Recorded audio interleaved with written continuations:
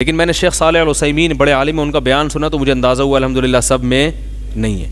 انہوں نے بیان میں کہا کہ یہ جو عرب اسرائیل کی جنگ ہے نا، اس میں کبھی بھی عربوں کو فتح نہیں ہوگی۔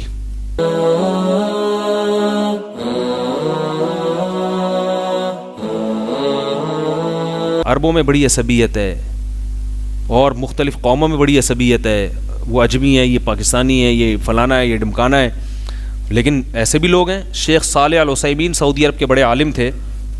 عربوں میں آپ جاؤ نا تو آپ کو واضح عصبیت نظر آتی ہے کہ وہ عرب کی ایک ان میں تکبر ہے کہ ہم عرب ہیں۔ میں سمجھتا تھا سب میں ہے، لیکن میں نے شیخ صالح العثیمین بڑے عالم ہیں، ان کا بیان سنا تو مجھے اندازہ ہوا الحمدللہ سب میں نہیں ہے۔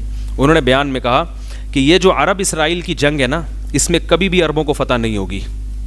یہ بیان میں نے ان کا سنا۔ سوال پیدا تو کیوں بھائی، بڑی عجیب بات کر رہے ہیں نا۔ انہوں نے کہا اس لیے کہ اللہ نے اسلام کی مدد کا وعدہ کیا ہے، عرب کی مدد کا وعدہ نہیں کیا۔ انہوں نے کہا اس جنگ کو جب نام دو گے نا، اسلام اور اسرائیل کی جنگ، مسلمانوں اور اسرائیل کی جنگ، پھر اس میں اللہ کی مدد ہوگی۔ کتنی خوبصورت بات کی، حالانکہ خود عربی ہیں۔ کیا خیال ہے بھائی؟ انہوں نے کہا اس جنگ پہ لیبل ہی غلط لگ رہا ہے، عرب اسرائیل جنگ، تو اللہ کیسے مدد کرے گا؟ اللہ نے عرب کی مدد کا وعدہ، نبی صلی اللہ علیہ وسلم عربوں کو مقام دلانے نہیں آئے تھے، اسلام کو دنیا میں غالب کرنے آئے تھے۔ آپ اگر عربیت کو فروغ دینے کے لیے آتے تو آپ صلی اللہ علیہ وسلم کی تلوار سب سے پہلے عربوں کے خلاف نہ اٹھتی۔ عرب کے خلاف غزوہ بدر پہلی جنگ ہے، کس کے خلاف ہوئی تھی؟ عرب کے۔ عرب میں کس کے خلاف؟ قریشیوں کے خلاف۔ قریشیوں میں کس کے خلاف؟ ہاشمی کے خلاف، جو نبی کی قوم کے لوگ تھے۔ ہاشمیوں کے خلاف جنگ ہوئی ہے سب سے پہلے، جو نبی کے قوم کے تھے۔ پتہ چلا اسلام کی جنگ نظریات کی بیس پر ہوتی ہے، قوم کی بیس پہ نہیں ہوتی۔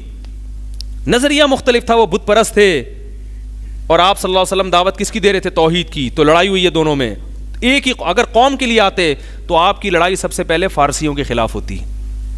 سمجھ میں آ رہی ہے بات؟ سب سے پہلے کس کے خلاف ہوتی؟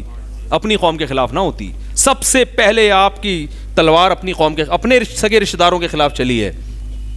حضرت سلمان فارسی رضی اللہ تعالی عنہ جب فارس پہنچے نا، ایران پہنچے جنگ کے لیے، جہاد کے لیے، تو خود کہاں کے، کس قوم کے تھے؟ فارس کے۔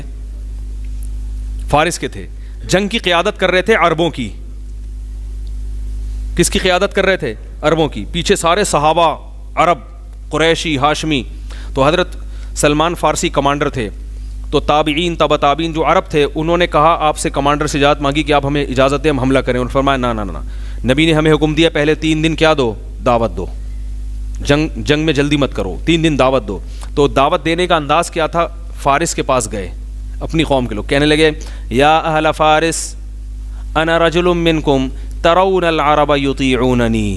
کیا اسٹائل تھا کہ اے اہل فارس، تمہاری قوم کا آدمی ہوں، اجمی، لیکن عرب میرے ماتحت ہیں۔ یعنی تمہاری قوم کا آدمی کمانڈ کس کی کر رہا ہے؟ عربوں کی، جو کبھی کسی کو امیر بنانے کے لیے اپنے لیول کا نہیں سمجھتے تھے، کمانڈر کہاں سے بنا دیتے؟